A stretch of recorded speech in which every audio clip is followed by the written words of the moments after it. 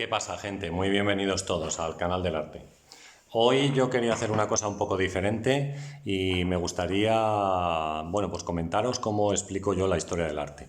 Es decir, yo tengo una clase aquí en Sevilla sobre arte español y arquitectura. Y entonces me gustaría que vosotros vierais cómo lo oriento yo, de qué manera oriento yo esta clase para los alumnos durante un semestre, que es decir, tenemos clase hasta diciembre con este tema. Entonces tengo el sílabus aquí de la clase y lo que me gustaría hacer es explicar un poco cuál es la mejor manera que yo tengo o veo para explicar la historia del arte y cómo hacerlo, ¿vale? Es decir, cómo hacerlo para que los alumnos presten atención, estén atentos y no pierdan el ritmo de la clase. Y es un poco lo que me gustaría comentaros. Entonces, fijaros, lo que nosotros o lo que yo hago en clase, aparte de una pequeña introducción siempre de qué va el curso, cómo vamos a hacerlo y demás, es con una primera unidad en la cual hablamos del concepto de arte y cómo el concepto de arte ha ido cambiando a lo largo de los últimos 100 años, prácticamente.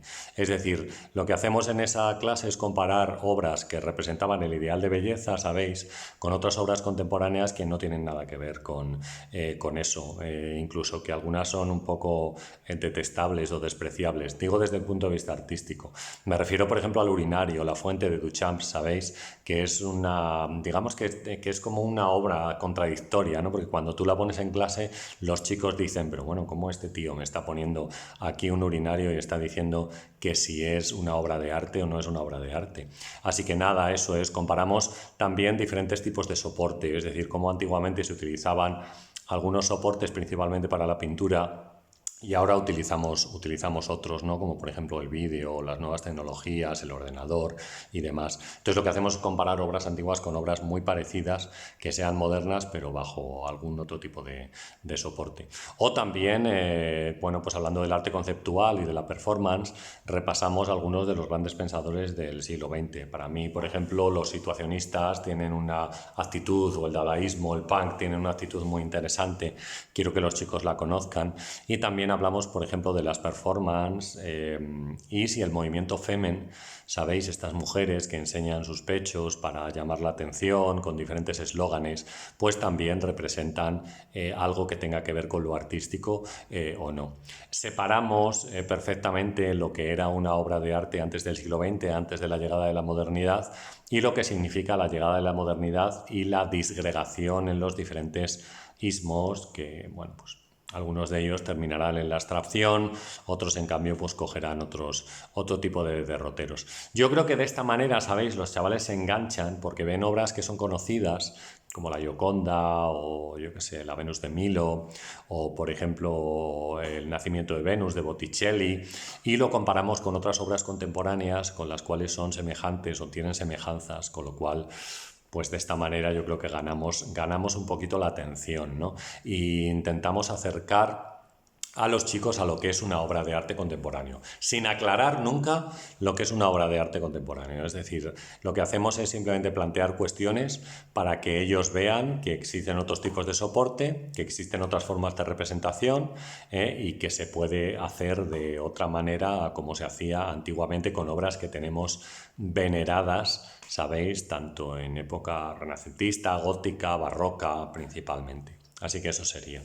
Bueno, la clase es una clase de arquitectura principalmente. A veces la arquitectura es un poco más complicada, ¿sabéis? Porque tiene una serie de términos específicos que debemos usar y que esos digo para hacer la descripción de un edificio, ¿sabes? Y esos términos pues a veces son complicados porque son palabras que no estamos acostumbrados a escuchar de forma habitual, ¿sabéis? Sino que, bueno, pues no digo que no se utilizan en el lenguaje común, ¿no? Como por ejemplo bóveda de arista, bóveda de crucería, arco de herradura, arco polilobulado.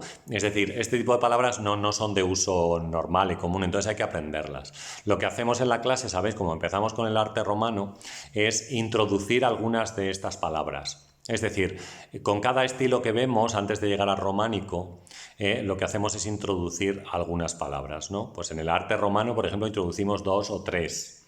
En el arte visigodo, pues introducimos otras 2. en el arte asturiano otra, en el arte visigodo otras dos. Entonces, así ellos van conociendo los diferentes tipos de arco, por ejemplo, o de cubrimientos, de bóvedas que hay, y pueden hacer la descripción tanto del interior como de la planta de un edificio. Además, yo creo que les gusta, ¿sabéis? Porque este conocimiento les permite después, lo digo por experiencia, porque ellos me lo cuentan, les permite después presumir, vamos a decir, delante de otras personas cuando visitan otros lugares en los cuales tienen pues una iglesia románica, una catedral gótica, o un puente romano o alguna cosa de este tipo. Entonces, ellos pueden presumir de que conocen el tipo de arcos, el tipo de sillería, el tipo de piedra que están utilizando, ¿sabéis? Y también, por ejemplo, algunos términos específicos que sirven para dejar un poco bobos a los demás que no saben, muchos de ellos, lo que es una bóveda de crucería, ¿no?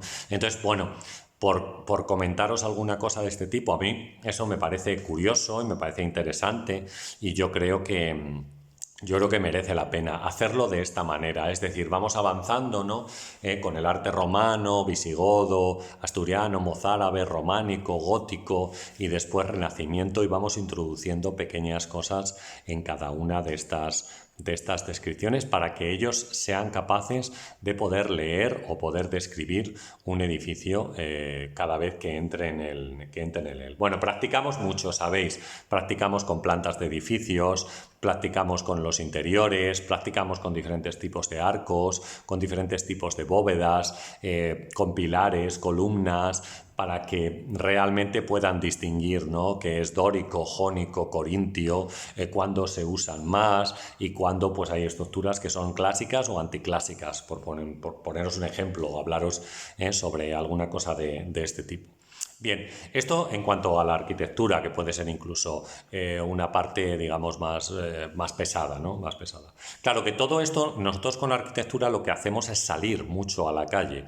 Es decir, ¿por qué si tenemos las obras aquí no vamos a verlas directamente? Es decir, sería una tontería verlas en un PowerPoint en clase cuando podemos salir del aula, que a los chavales les viene fenomenal, ¿sabéis? Porque ellos no se agobian tanto, digamos, no se agobian por tener que estar en clase, que a veces son aburridas, ¿sabéis? Y de esta manera estudiamos edificios de ¿cómo se llama? Neorrománicos, neobarrocos, neogóticos, que tenemos en Sevilla bastante, sabéis, obras de Aníbal González, como por ejemplo la Plaza de España, la Catedral, el Alcázar para el arte musulmán, barrio judío, obras romanas, casas que hay romanas y que se pueden visitar, ayuntamiento renacentista. Bueno, os estoy poniendo ejemplos de cosas que es posible salir y ver, y que de esta manera en directo se aprende siempre 100 veces mejor que en clase, porque los chavales están mucho más atentos allí que, digamos, en el PowerPoint, que a veces pues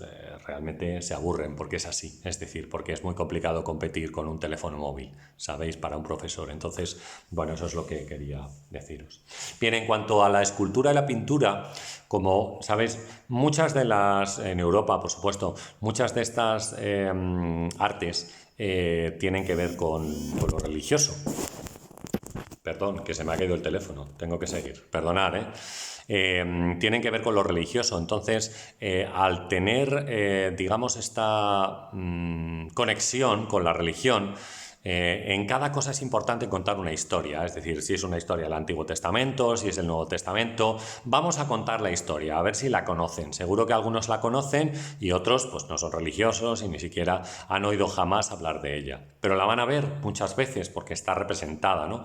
Imaginar, por ejemplo, el sacrificio de Isaac, esta historia del Antiguo Testamento. El sacrificio de Isaac se representa cientos de veces en cantidad de iglesias, además tiene conexión con la muerte y resurrección de Jesucristo, como el Cordero, ¿no?, que se sacrifica por todos.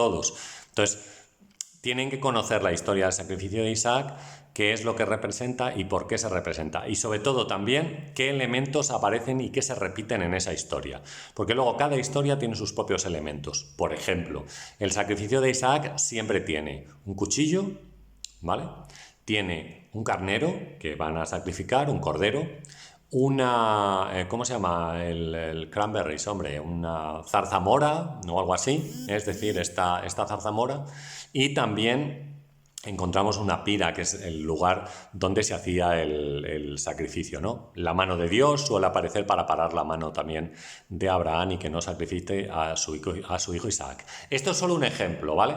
Pero con cada historia religiosa tenemos unos elementos que se suelen repetir y aparecen iconográficamente o se repiten iconográficamente cada vez que un artista los representa. Así que yo creo que es importante conocer la historia y cuáles son los elementos que aparecen, a veces con cosas que pueden ser muy curiosas, ¿no? Como el cráneo de Adán, que aparece justo debajo de la cruz en la cual aparece Jesucristo, o por ejemplo como la Virgen María aparece leyendo un libro cuando el ángel se acerca a ella para anunciarle la buena nueva. ¿Por qué está leyendo, no? ¿Qué es lo que está haciendo? ¿Por qué sabe leer una mujer hace 2000 años, cuando no era una cosa muy común que la gente en general supiera leer o escribir, ¿no? Y menos alguien de una familia humilde? Entonces, bueno, este tipo de historias, ¿sabéis? Se quedan muy bien, se graban fenomenal.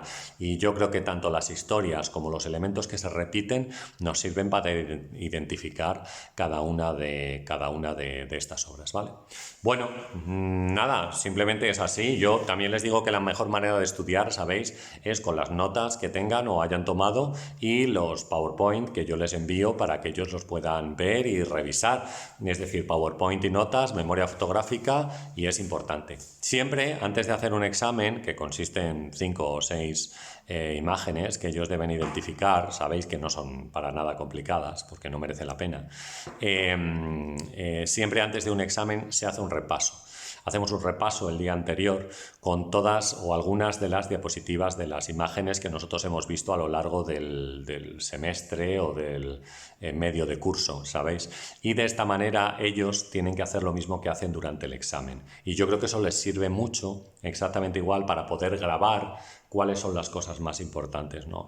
Mezquita de Córdoba, Catedral de Santiago de Compostela, Pórtico de la Gloria, Puente de Alcántara de época romana. Las principales, ¿sabéis? Porque yo creo que aquí no nos estamos jugando la vida y lo más importante es que ellos aprendan lo que yo os he dicho, a identificar los temas, ¿vale?, a saber describirlos y a poder leer o bien poder hablar sobre una iglesia o una catedral, cuál es su estilo y cuáles son sus características principales, sabiendo distinguir perfectamente cuáles son las fechas en las cuales nos estamos moviendo, porque ese es un dato también importante para la historia del arte.